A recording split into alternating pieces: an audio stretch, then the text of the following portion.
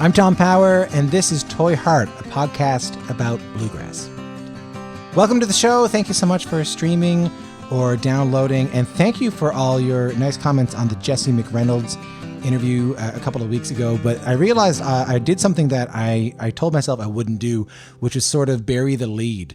I said at the beginning of the podcast last weekend that there's this video of Jesse McReynolds literally watching his tradition be passed on at the beginning of the interview, and then I sort of did the payoff at the end of the podcast where I said that here's where you can find it. But I had this realization the other day that, I mean, no offense to you if you do, but I don't think I've listened to the last couple of minutes of a podcast in a very, very long time. So just in case you missed it, I wanted to let you know, if you go to our Instagram at Toy Heart Podcast, you'll see this video of a great mandolin player named Tristan Scroggins. And he came along with me. He's a good friend of mine. And he helped me a lot with the research for this podcast. He came along with me to the Jesse McReynolds interview. He plays Jesse McReynolds style mandolin, and he played it for Jesse. And then he hands the mandolin back to Jesse, and Jesse plays for Tristan. So if you missed that, head to our Instagram at Toy Heart Podcast. You should be able to find it there. And I promise I won't save any exciting things for the end of the podcast ever again. I promise. So today on the show, I'm excited about this. It is our second last episode of the season, or as I've been encouraged to say, our second to last episode of the season, I guess, depending on what side of the border you're on. This is new to me, but this is exciting. Tony Trischka. Tony Trischka, not just a great banjo player, but also a very important banjo player. I think everyone who plays, as we call it in this interview, bluegrass adjacent music, which is bluegrass music that incorporates jazz, or bluegrass music that incorporates rock and roll, or bluegrass music that incorporates, experimental music, or, world music, as they once unfortunately called it, owes Tony Trischka a debt of gratitude. And I don't know if he gets the props the same way that David Grisman does, or Sam Bush does, for really expanding the parameters of what bluegrass music can be. So this conversation is one we recorded at Bela Fleck's house. Tony was visiting Bela in Nashville. He was also there to play the Grand Ole Opry. Bela was Tony's student, as you might have heard in the Bela Fleck episode. If you missed that, it's available wherever you got this. And we started out by talking about something our dads had in common. Hope you dig this. My conversation with Tony Trischka.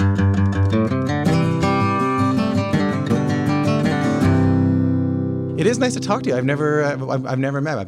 We've never had the pleasure. Nice to talk to you, Tom. I've been a big fan of yours for a really long time. I learned a bunch of your tunes in weird tunings when I was a young banjo player. I'm so sorry to hear that. Yeah. I found out that we ended up having something in common.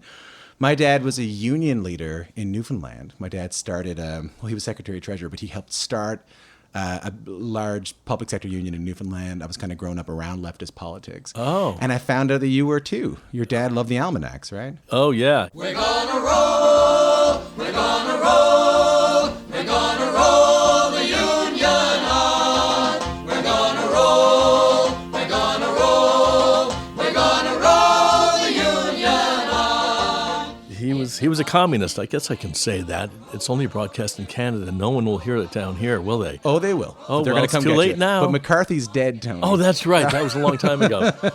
No, he was.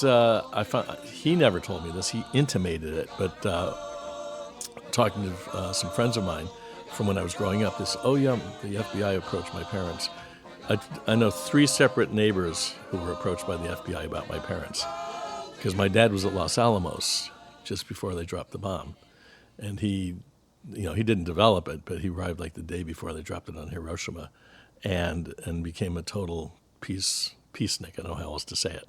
From then on, and there were pictures of him in Life magazine in 1945, pigeonholing senators to say, "Hey, we got to put the genie back in the bottle. This is really bad stuff." Oh my God! So he was very, very left wing, and again, my sister and I were shielded from all this during the 50s growing up.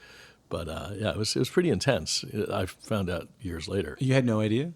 No, I didn't know I didn't know, that the FBI was hovering, and at the time I didn't know he had been at Los Alamos. So it was, But he was in the midst of all that stuff.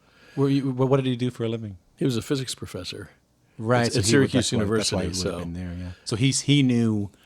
He knew the real danger. He knew the real deal, yeah. Yeah. That's why he was at Los Alamos, was to continue working on it. And I don't know, I'm sure he probably left right after when he found out what was really going on. But he was at the Peak Skill concert with Paul Robeson that Pete Seeger was at, and so all that stuff. Did that side of things bleed into you, the folk music side of things? Yeah, well, again, I grew up listening to Talking Union, so, when I was like 8, I'm saying, you can't scare me, I'm sticking to the Union, and, things like that. Oh, you can't scare me, I'm sticking to the Union. I'm sticking to the Union. I'm sticking to the Union. Oh, you can't scare me, I'm sticking to the Union. I'm sticking to the Union till the day I die. Remember when you found out that was a fiddle tune? Yeah, exactly.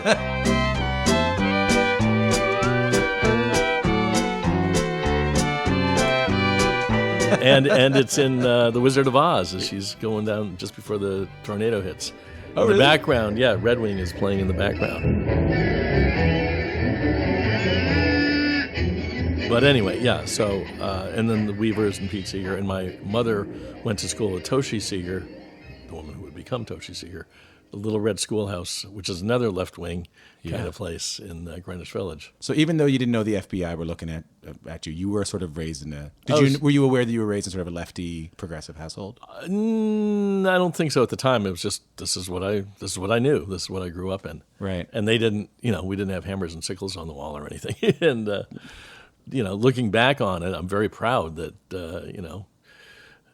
my father was a communist like Pete Seeger was a communist, and Woody Guthrie was a communist, although apparently he was never a card-carrying member. Yeah. And I don't know if my father was a card-carrying member. It was just some old family friend told me that. So it's just interesting how I grew up like that without really knowing what it was all about.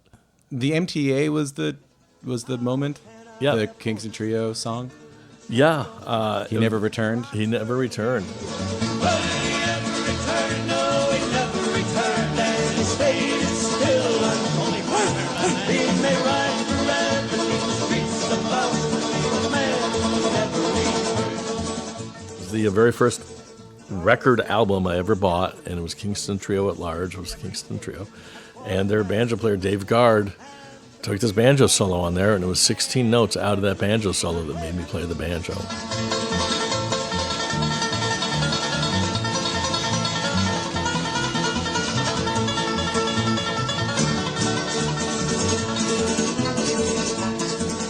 I was already playing folk guitar, and then I heard that and went, whoa, I got to do this. Was the folk guitar thing just part of the whole folk boom? You just wanted to play an instrument? Yeah, I started with flute and then piano, classical lessons, and then the folk scare of the early '60s was well underway, and I wanted to play the guitar. I can't remember what made me play the guitar, actually. I never thought about that. But anyway, I got into folk music and was very fortunate because my very first banjo teacher, who didn't teach me that much, but I went with him to the Newport Folk Festival in 1963 when I was 14, and he was looking after me.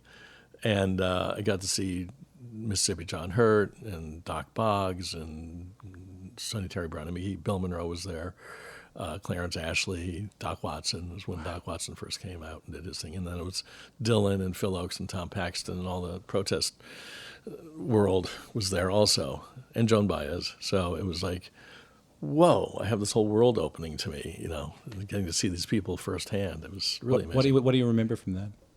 Like, what sticks out in your mind when you think? What image sticks out in your mind when you think? It's about funny. that? One of the main images that sticks out in my mind is seeing Doc Boggs, and I didn't get him at the time. I mean, he's my big hero today, but he was dressed in a suit and tie, and I thought he was going to have a heart attack. It was like 90 degrees. He's all dressed up like that, and I don't even remember him playing the banjo. My memory is saying House Carpenter, so unaccompanied ballad. I'm not sure if that's true, but I know it was Doc Boggs, and his face was turning red, and and he was an older gentleman at that point. Mm-hmm. But he had just been rediscovered by Mike Seeger at that point, so that sticks out in my mind. I remember seeing Dylan doing workshops in '63. Young Dylan. Yeah, that's when he was really presented to the world. And my first banjo teacher, who was trying to teach me clawhammer but didn't do a very good job of it, he was a folk singer, he was a guitar player. And anyway, I went to my first lesson with him, and there's a record album in the corner of his apartment, and it's Bob Dylan. It was Bob's first album, and on the back it said, I thought it was Dylan, what did I know? Yeah. And it said, to John from Bob, or something like that. So he knew him from the village. So when Dylan came to, I always tell the story, but when Dylan came to Syracuse to play, we got to go back. I went with my teacher, and so I got to go backstage and meet Dylan. And he had, this was like at the height of the times they were changing and blowing in the wind and all that. And he had really long fingernails and a very weak handshake. And then we were invited over to his hotel room across the street afterwards. And Dylan came over to me and said, would you like something to drink? And I said, I'll have a Coke. And he went down the hall and bought me a Coca-Cola. So that was pretty cool. Wow. I'm 14 years old. I mean, how did this happen? It's unbelievable. Yeah, and I've had all sorts of great experiences just being in the right place at the right time, synchronicity, all that sort of thing. But when does the transition come from sort of that, I'll say like more nebulous kind of folk banjo thing to three-finger Scruggs style banjo, bluegrass banjo? For me, how did that happen? Yeah. So I heard that solo, and then I said, where can I hear more of this? And I think someone said, well, find something. They might have mentioned Flatt and Scruggs, I'm not sure, but I kind of remember my very first bluegrass album was banjo Scruggs style or something like that. It was a Folkways album, I think. And then I got Folk Banjo Styles, which had Eric Weisberg and Tom Paley was on it, but Eric Weisberg and Marshall Brickman. And that's really when I started getting excited because Eric Weisberg played Lonesome Road Blues on there, and just straight Scruggs style. And I was like, oh, yeah, I love this. And then I got Flatt and Scruggs, Folk Songs of Our Land. I mean, it was all this folk, bluegrass was trying to catch in on the folk thing. And but anyway, so those three albums, primarily hearing Eric Weisberg and then, of course, Earl Scruggs. And I was like, oh, okay. And then from that, I worked my way to Bill Monroe and then Stanley's and on from there. So were you one of these people who was putting in the 8 hours, just couldn't stop playing the banjo? Like there's that great story about J.D. Crowe would play it in the morning until the bus came to pick him up for school, and then he'd come back home and he'd play the banjo again until he went to bed at night. Yeah, I was pretty much that, yeah. Yeah. I was pretty obsessed. I don't have particular memories, but I know it was like that. I just, I'd be sitting at my desk at school and, playing Foggy Mountain Breakdown on the desktop, that sort of thing. I still do it. I just did it the other day. I'm driving with my wife, and I was playing through some of Bela's Big Country, and I was in the car with my wife, and she's driving, and I'm like, okay, what are you playing? It's Big Country. Okay, so I still do it to this day. So who were the Down City Ramblers? Wow. Down City Ramblers. It was just a local band. There was a radio show where they'd talk about, we're coming to you from up country and down city, or something like that. And so we took the name Down City Ramblers. That was in Syracuse, New York. Already kind of funny, man. There's already some humor in there. I guess. Like an irreverence in there, right? Yeah. And this is probably 65-ish when we started, and we had a washed-up bass player. My dad made the washed-up bass. And I don't think you would not have heard of anyone in the band except our guitar player / mandolin player, depending, was a guy named Harry Gilmore, who changed his name to Lou Martin and put out one album on Rounder. And he was on the very first Country Cooking album, right, which was the first album that I was on, playing mandolin on there. And we had a guy named Joel Diamond in our band who really wanted to play with Bill Monroe, and he was hoping to be the next guitar player after Pete Rowan, and actually auditioned for Monroe and actually got the job, but he was going to college and would have been drafted if he'd left school, so he stayed in school. Wow. Ended up not playing with Bill Monroe, but and we were together for 5 or 6 years, mostly playing just locally. But I cut my teeth doing that. We played at Captain Mac's Clam Shack, and one of my scariest moments on stage is I'm playing and I hear this explosion coming from my banjo, and someone had thrown a clamshell that hit the bridge and went bam. Oh man. I'm still recovering from it to this day. Yes. Were the Greenbrier Boys part of your life then? Because I was just thinking about New York bluegrass. There wasn't that much, right? But there was, Rinsler and I think Frank Wayfield was in the band for a while. John Harold. Sure. Were you aware of that village bluegrass thing? Way aware, totally aware. Yeah. We were way into the Greenies, we called them, right. The Greenbrier Boys. No, major into the Greenbrier Boys. We need a good old case of salvation to keep the love of God in our souls. We need a whole lot more of Jesus and a lot less rock and roll. And they came to Syracuse. We had like this quadruple A football team, very low level, and they played in our baseball stadium. And they had a hootenanny in between the halves, And I think there were like 30 people in the crowd, 15 to watch the game and 15 to see the Greenbrier Boys, and that was it. And then I remember we went to a party afterwards, and I got to meet them. It was really exciting. So great band. Yeah, great band. Yeah, there were Bob Yellen, Wonderful, wonderful, very progressive banjo player first time. Yeah, I have that Vanguard compilation where it's like a bunch of their tunes and then the Joan Baez tunes and stuff like that. Yeah, It's really great. It's great. They were a wonderful band, yeah. So I heard the story because I was getting ready for this interview this morning and I was listening to WSM, We Shield Millions. And and also William Smith Monroe. Yeah, I was reading about Bill last night and I saw WSM mentioned a bunch of times in the Banjo Hangout forums. You have dinner with Bill Monroe? Can you tell me this story? Yeah, we were at the... Was this around the Down City time? Yeah, it was Down City Rambler time. It was 1966, and we'd gone to we'd all gone to the first Bluegrass Festival in Fincastle, Virginia, the first 3-day Bluegrass Festival put on by Carlton Haney in 65, Labor Day weekend. You went to the first Bluegrass Festival? Yeah. What was it like? It was amazing. It was another... I'd seen Bill Monroe in 63. I don't remember him talking. He had Bill Keith in the band at that point at Newport. But the first words I remember him saying was at that festival in 65 at Fincastle. We'd driven, 8 hours down to Southwest Virginia or wherever that was exactly. And we arrived, and the next morning you wake up and I go to the snack bar, and who's walking over the hill but Bill Monroe? And he goes up and says, "I'll have a Coca-Cola." Never forget it to this day.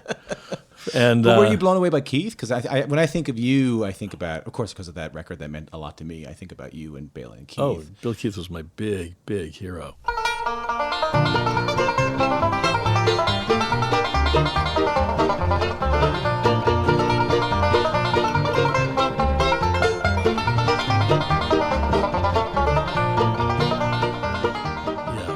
I saw him. I wrote him a couple of letters, and I sent him a tape of some tunes that I'd written. And in 1966, our guitar player in our band and I went down to New York City, and we went to the Gaslight to see Bill Monroe play for 2 nights.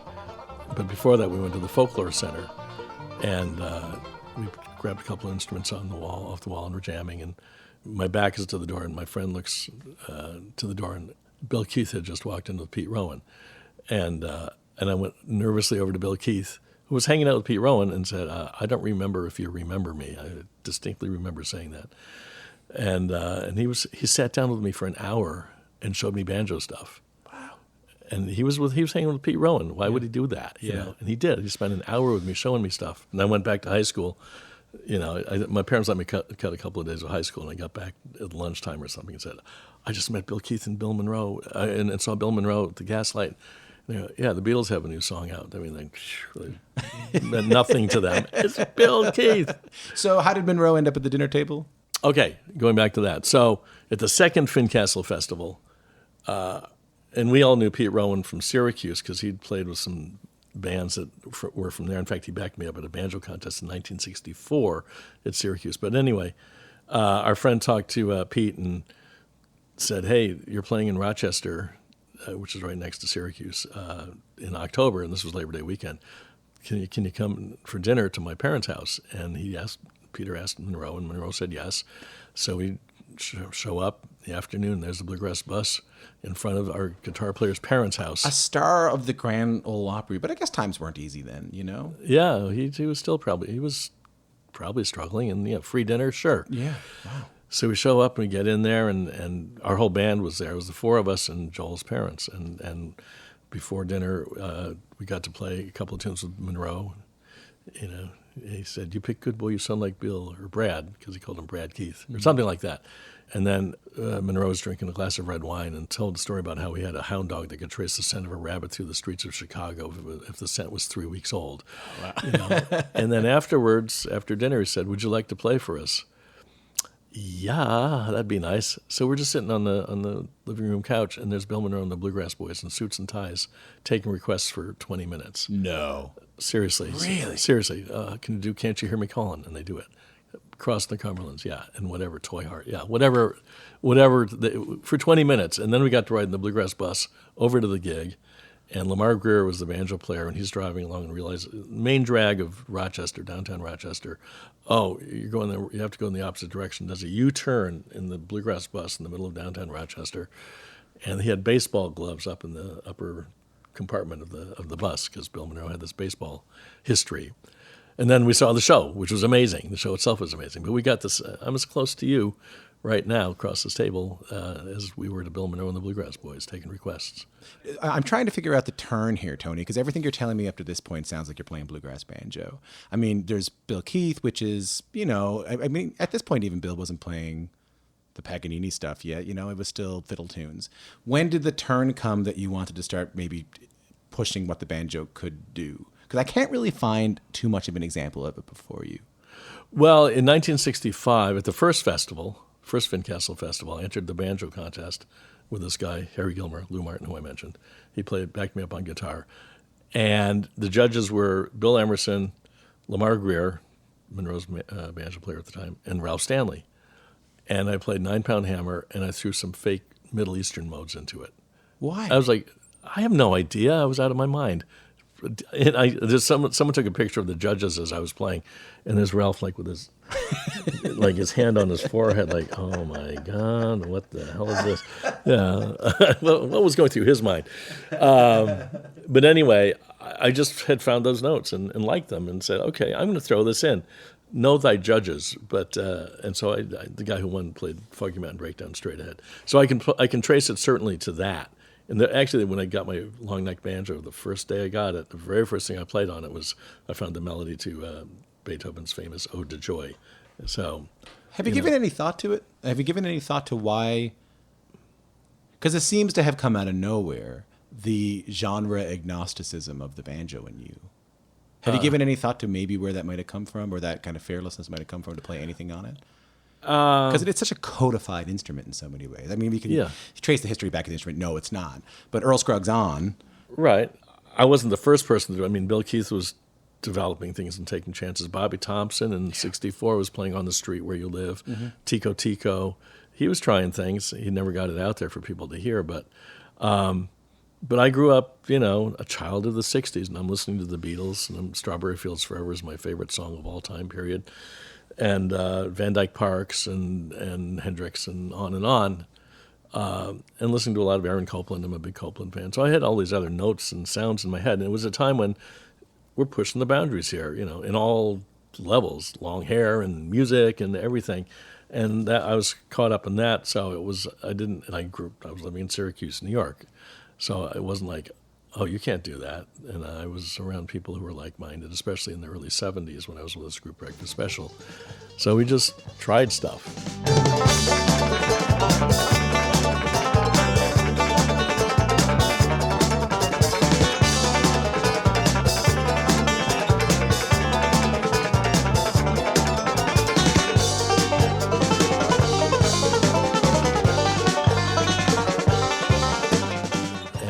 And I was hearing different things. I was hearing more chords than you might have in a 3-chord bluegrass song or something. Yeah. I'm listening to some fairly, when I say sophisticated music, not that bluegrass isn't sophisticated, because it is, of course, but just different.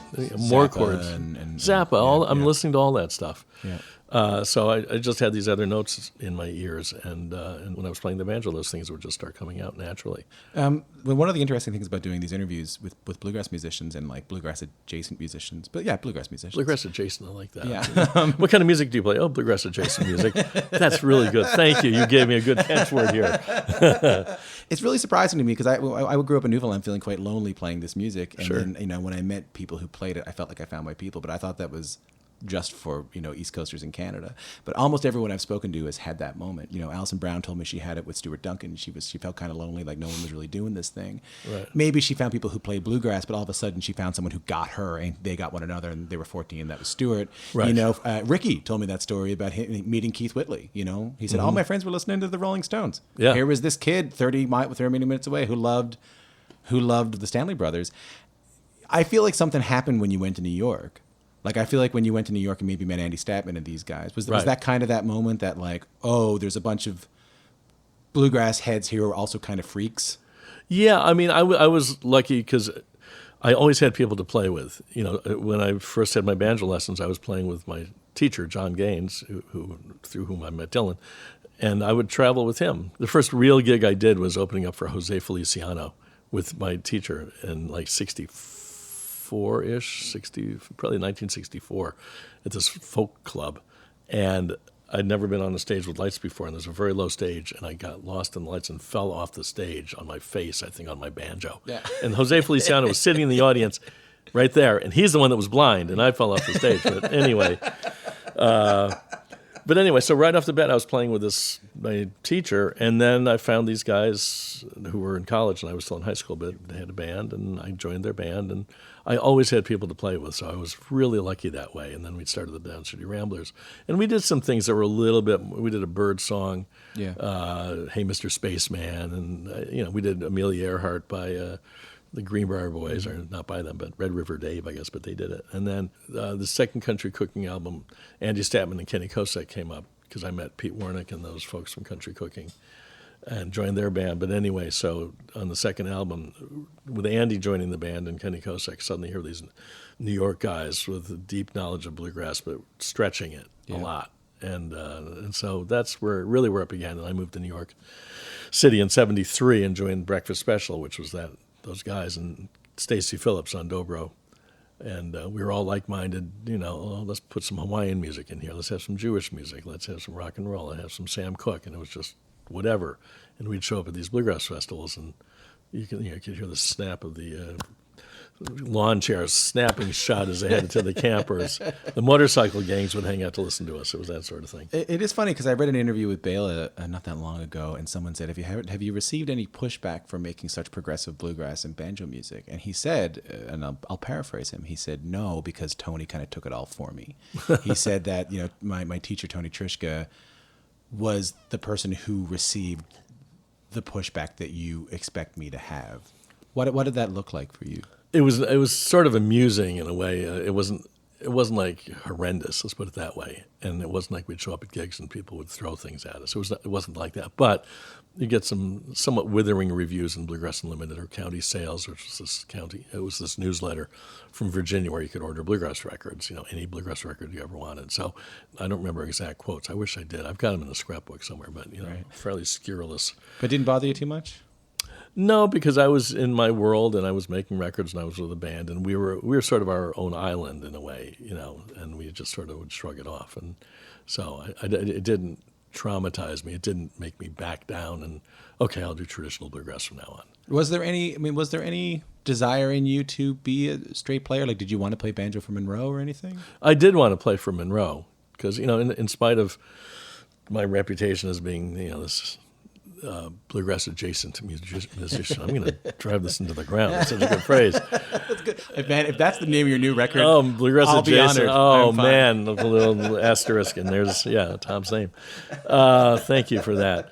No, I did want to play for Monroe, and I auditioned for him. I mean, again, I'm doing all these crazier things, but then bluegrass is still, and to this day, it's still at the heart of it. When I pick up the banjo, I'll play Fireball Mail or something, and Earl is still my big hero, Anyway, in 75, 76, I was coming back from California, driving back with a friend. We were doing a show out there.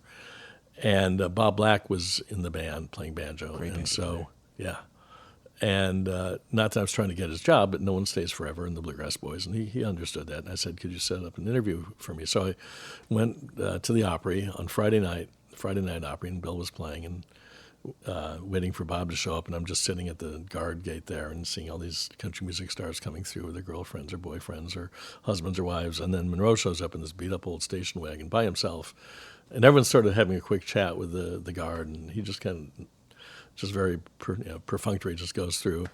And so anyway, after the show, without going to all the details, I go back, get backstage, and I go into the dressing room, and there's Bill reading his fan mail.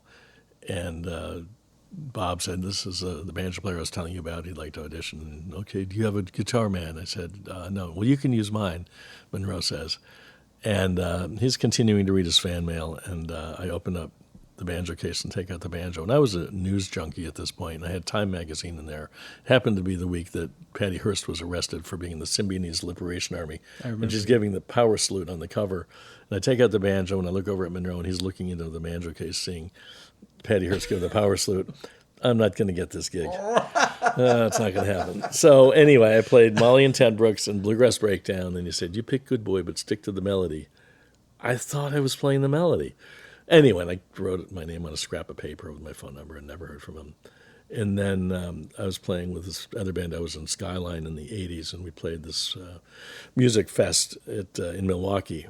And Monroe was there with Butch Robbins, and Butch said, I'm leaving the old man, and if you want the job, I think I can get you the job. And I was already in this band, and we'd been together for years, and we had a van and records, and it was just the momentum was there, so I didn't do it, and I wish I had. You do? Yeah, oh, sure. I don't think, from all the stories, I don't think it would have been the easiest route, but it would have been nice to, to say and to have experienced playing with Bill Monroe. Right. Yeah. So can we talk a little bit about Bluegrass Light? Sure. I mean, I feel like that was a really transitional record, not just in the history of bluegrass and bluegrass adjacent music, but Just keep pounding it in there. Yeah. I got a new name for this podcast. Oh, this is, yeah. And for this music, we've had new acoustic music, whatever, Americana. Yeah. No, bluegrass adjacent. Bluegrass adjacent music. I feel like this was progressive. Like it felt kind of out there. It was pretty even compared to what was being called progressive at the time. Yeah. Yeah. There's some, there's a little bit of piano on there. There's a tune that has whole tones in it, which was out there because I'd gotten into whole tones. And then having Andy Stavin play sax and play his crazy mandolin styles.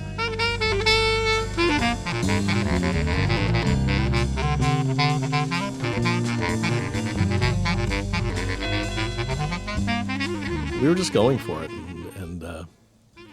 not worrying about what people would think. And Rounder Records put it out. Pete Wernick said I'd written some tunes, and he talked to Rounder Records, and he said, Tony should do an album. They said, okay. They never said, don't do this, don't do that, just whatever I did. I spent their money, sent them the tapes, and they put it out. Yeah. Which thank you, Rounder Records, for doing that. Did you have any idea it would be such an influential recording? No, I mean, and I don't, to this day, I don't, I mean, I talk to people that say, oh, I heard that, and I was like, whoa, what's this? Yeah. Daryl Anger talks about that. So here and there people talk about it. But no, it was just, we were just doing what we did and put it on an album, and, I'd written a bunch of tunes. And Alison Brown told me that it was like, I asked her why because I was always under the impression with Alison that she wanted to be a banjo player, but her parents wouldn't let her. And so she had to go to Harvard. And I know, poor thing. Yeah. But what she said to me, she said, no, I didn't really want to be a banjo player because there was no model. She said, who were solo instrumental banjo players besides Tony Trischka? Mm-hmm. Like that was sure, Hickman would put out a record, and maybe my favorite banjo player, by the way, John Hickman. Oh, wonderful banjo player, yeah. Hickman put out a solo record, and there'd be the odd solo record from members of bands. Right. But it felt like you were kind of breaking new ground here as a solo instrumentalist on the banjo. Mm-hmm. Even to this day, I haven't thought about it that way, but I guess you're right. I mean, Bill Keith I don't think Bill had put out his albums yet. I don't something think old, something new. I think that was 75 or something like that, and this was 73. I mean, Bill should have done it years before that. He had all this amazing stuff going on in the mid-'60s that would have blown everyone away, but he just never did. Yeah. So. And were you cool? Were you wanting to be a professional musician? Was that the only thing? Was there another thing kind of? No, I was a fine arts major in school, so what am I going to do, be a curator at a museum? Yeah, I like art. Yeah. It was never. I never planned on doing anything but play the banjo, and I didn't even plan on that. I was just doing it. People say, "Did you make a decision?" No. I just was always. I was playing since I was 14. I was earning money playing the banjo since I was 14, and then I earned it while I was in college, and then I got out of college, and I just kept playing music. And your folks were cool? Yeah, they bought me banjos when I was young and supported me, and. Yeah, they were fine with it. There was never any, why don't you get a real job? That's rare, Tony. That's nice. I was very lucky. It was just, everything was just really smooth. I just sort of did it. And I never planned it. I didn't have a business model. I just did it. And then things just fell in my lap. In 72, I guess it was, a friend of mine in Syracuse had said, oh, you should meet this guy, Pete Wernick in Ithaca. Oh, okay, and it hadn't happened yet, and then Dave Bromberg came to Syracuse to play a show, and Pete was friends with Bromberg from New York, so Pete came up, and we worked up a double banjo break to play with Bromberg, and then I met Pete. He had a band. He knew the Rounders who were in Ithaca, and suddenly the door opens for Rounder Records for me, And then Pete Wernick wrote, besides the Scruggs book, there were no other banjo books really out there. And then Pete wrote one for Oak Publications, and they wanted him to write a second one. And he was burned out on the first one. He said, why don't you have Tony Trischka write a book? So that fell in my lap also, which was the other side of my career, is the instructional side. Well, there's this whole, like, I'm happy you said there's no business model, because not just bluegrass adjacent music, but sort of like performance adjacent work has been following your life in the banjo more than anyone I've ever known. You know, composing themes for public radio, Broadway plays, off-Broadway plays, musicals. I mean, there was no plan here. This was just kind of... No, it fell into my lap. I've been very fortunate. Just my life it's been amazing. I mean, when I look back at the people I've met, the situations I've been in, just synchronicity and serendipity, and I've been very fortunate. I think it's October or November. I think it's October. We saw Joyce Carol Oates do a thing in New York City where someone wrote a song based on one of her short stories. So she read the short story, then he played the song. And then the guy called me, got in touch with me, I don't know, a month ago, and said, would you like to do this? Here's a Joyce Carol Oates short story. Would you like to write a song? Sure. So I haven't done it yet, but when I get home from this trip, I'm going to write some song based on the short story. And I've met Joyce Carol Oates before because I'm friendly with Steve Martin, and he has all these amazing people at his parties. So I got to know her, and we did some lonesome tune. Steve and I would play a tune or two for the folks at the party.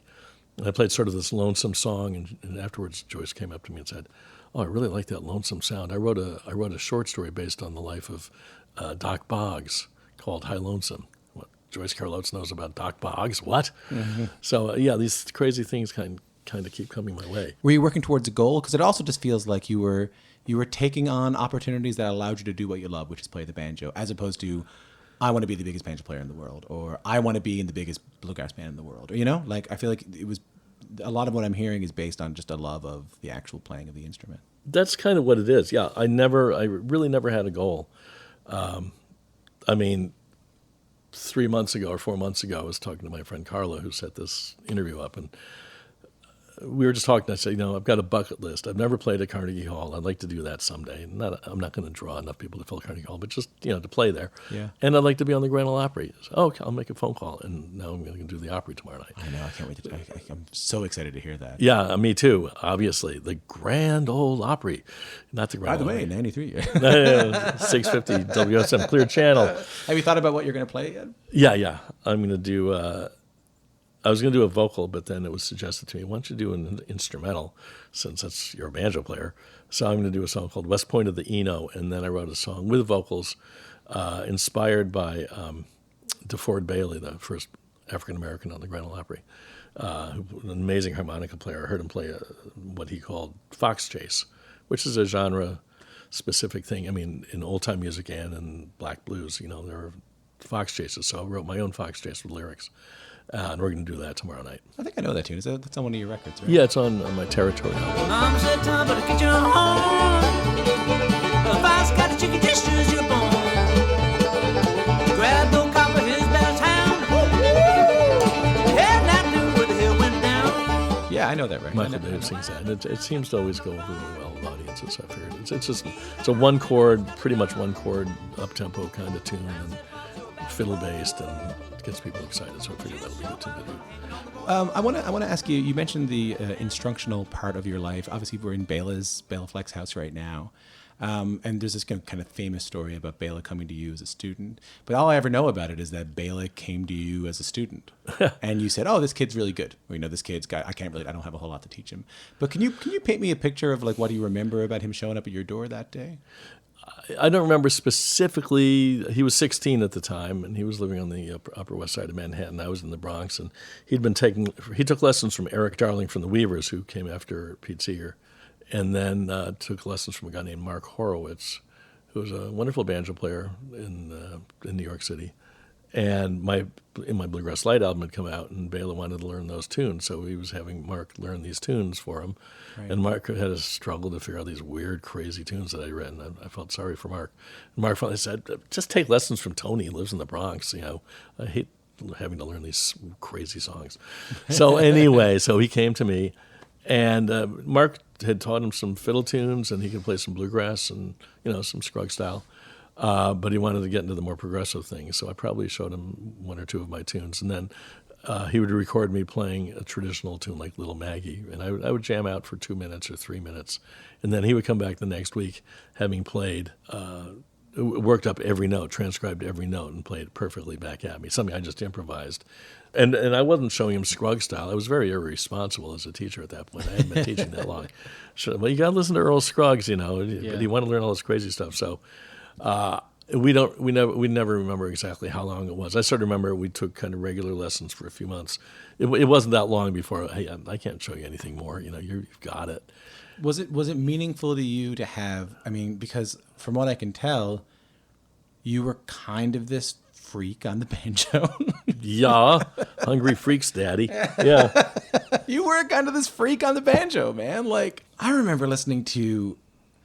Maybe it was Bluegrass Light. No, I think it was a country cooking record, one of the ones with Statman on it. Yeah.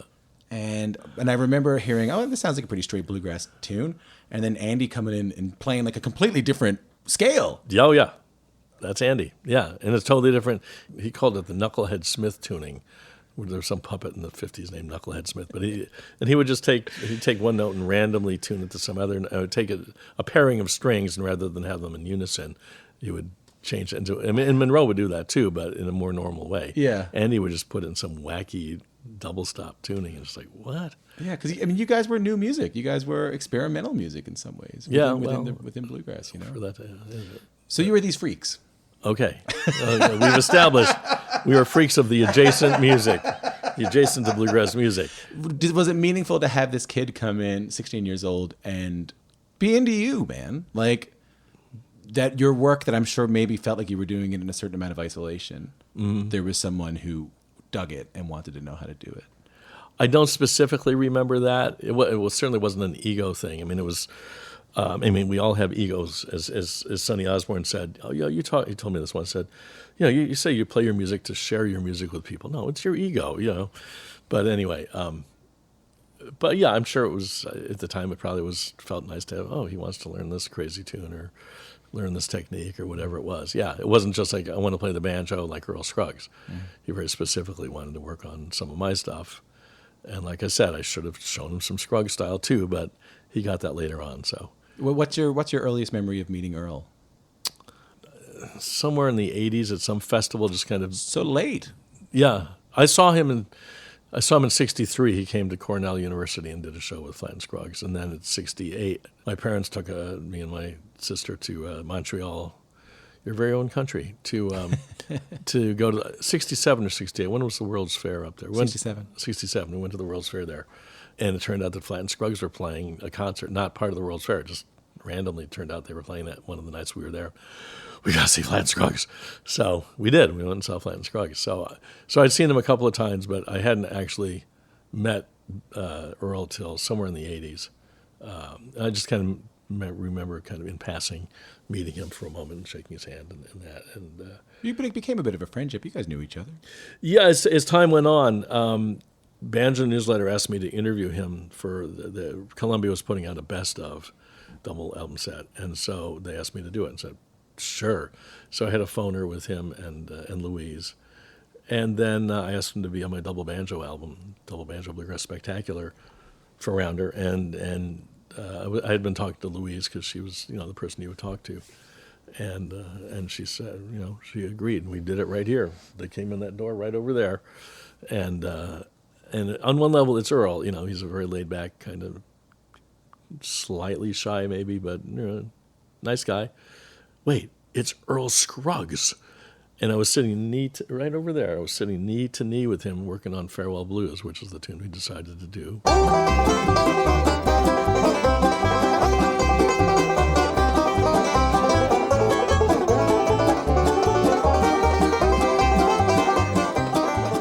Again, it's like you're sort of pinching yourself like, wait, this is Earl Scruggs on my album. And then when I was 14 or someone said, someday Earl Scruggs will play on your album. But over the years, I would spend time with him. Bela and I worked on this documentary called Give Me the Banjo, which was on PBS.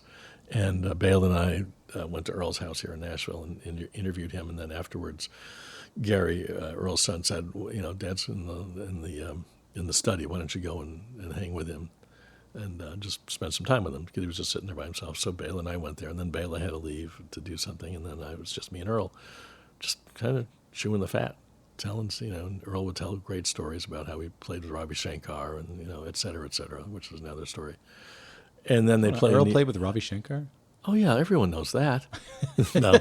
Where did Earl play with Ravi Shankar? So Earl did Earl Scruggs and Friends, this movie with Bob Dylan and yeah, Joan Baez. I think I've seen Doc some Watson. Of that. Yeah. Yeah. So Monroe's in it briefly, right? I think he does. Maybe. I don't know that I've seen the whole thing, actually, but yeah, he could be. It's on YouTube. And Dylan's in it, right? Yeah, Dylan's in it. Right. Does Nashville Skyline Rag.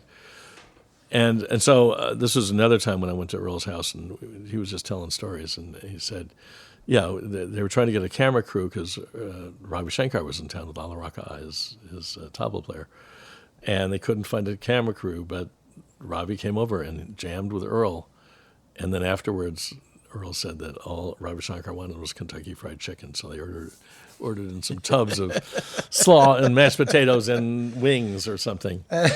To be a fly on the wall and hear those guys jam would have been amazing. Can we talk a little bit about that Keith record that you and Bale and Bill did together? A really formative record for me. I learned a lot off of it. It was, but in retrospect, it feels like something kind of interesting for you. And maybe, again, my job as a public radio host is to overthink things for the artist. In that moment, I'm now seeing it as you with a mentor and a mentee all on one record together. Right. It was 3 generations. It wasn't like we were working together. There's one song on there that we did, I think at Bela's parents' his mother's apartment in New York, as I remember it. We did, I think it's Salt Creek, I want to say. Maybe it was Bill Cheatham. But anyway, there's one tune with all 3 of us. Three harmonies on it, right? Right, triple banjos. Yeah, I think that is Salt Creek. Not for the faint of heart. Yeah.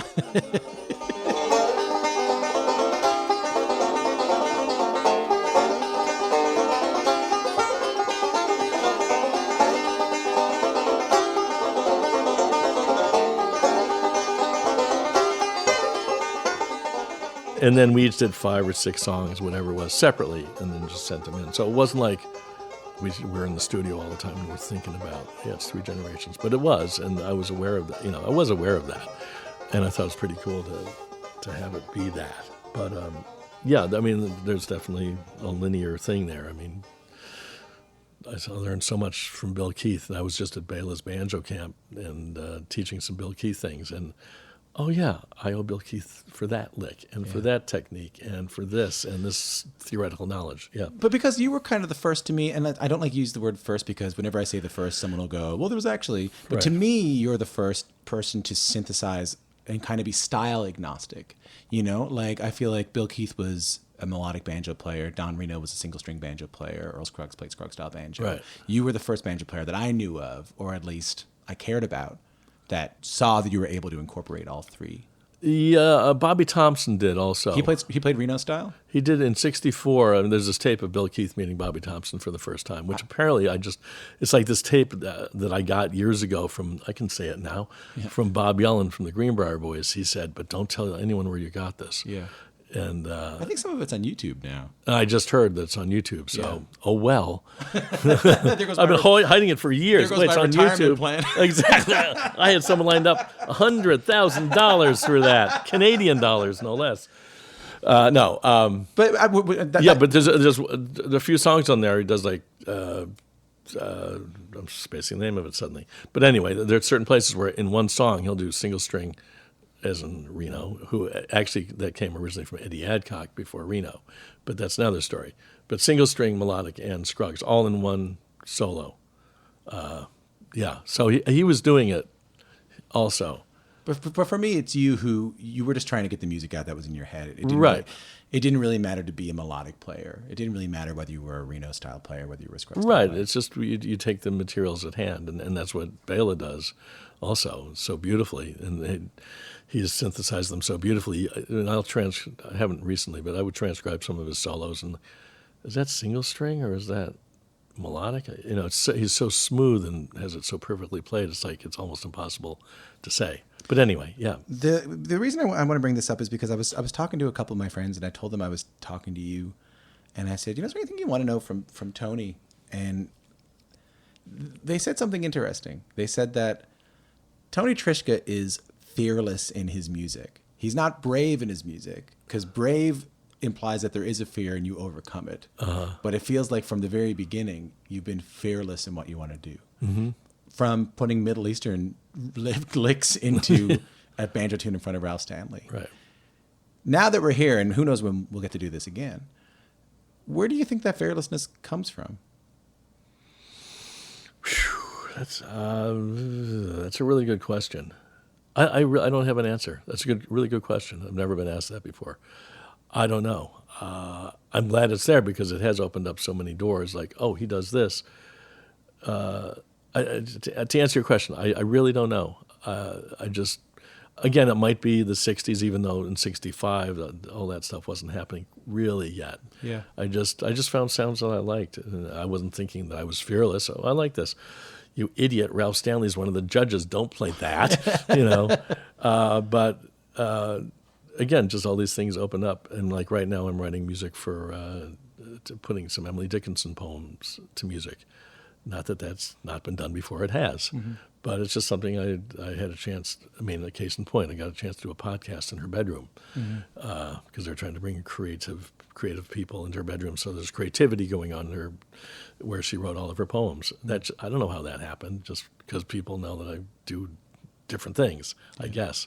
So that led to that. And now I'm doing this, and I'm going to record with Abigail Washburn in a couple of days with one of those that I put to music. So it's just this other avenue to go down. It's just there's so much out there in the world to explore, and I love the history of the banjo. I had a show called World Turning with a narrator, and I would play African music straight through the progressive stuff, and it's a big world. Yeah, lots to explore. What was the record? What was the song on that record? I think it was something about going to the cider. Oh, the cider, yeah, with the Violent Femmes down in the cider house. That got weird, man. At the end, it was so cool.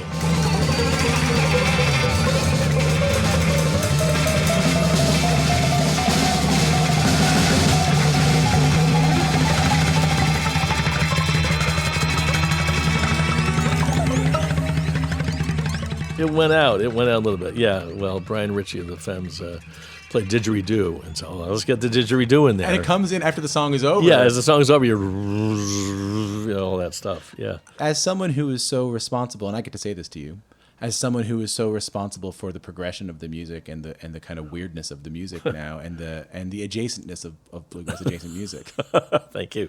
How are you feeling about the future of the music, of bluegrass adjacent music? How are you feeling about its health going forward? Oh, it's really healthy. Again, I was just at Bayless Camp, Blue Ridge Banjo Camp last week. And there are these young guys who are just burning it up, playing, like jazz, straight ahead jazz, bebop on the banjo, amongst other things, and can sort of go anywhere. They've sort of taken, what Bale has done, what Noam Pikelny's done, and they're big fans of their music. And it's just, it's the progression. And there are these kids that are, 16, 17, 20 years old that are doing stuff that we couldn't even conceive of before, like Bela, let's say. Playing Charlie Parker licks fluidly, without even thinking about it. So it's very healthy, I think. And that's just, there are so many great fiddle players out there, too. I teach at the Berklee College of Music a little bit in the fall and spring. And I get to see all these young players that are coming through, and especially fiddle players it's outrageous what they're doing. So, yeah, there's lots of amazing stuff. The music is secure. The future is secure. I hope you know, and you don't have to agree with me, but I hope you know you had a big hand in all this stuff. Well, people keep saying that to me, so I guess it's true. I don't see it that way. I just did what I did. But people say, I heard Bluegrass Light, and it sent me off in this direction, whatever. So, it's a great feeling if that's true. So, thanks for making the time, Tony. Thank you so much. I really enjoyed it. I enjoyed it as well. Thanks, man.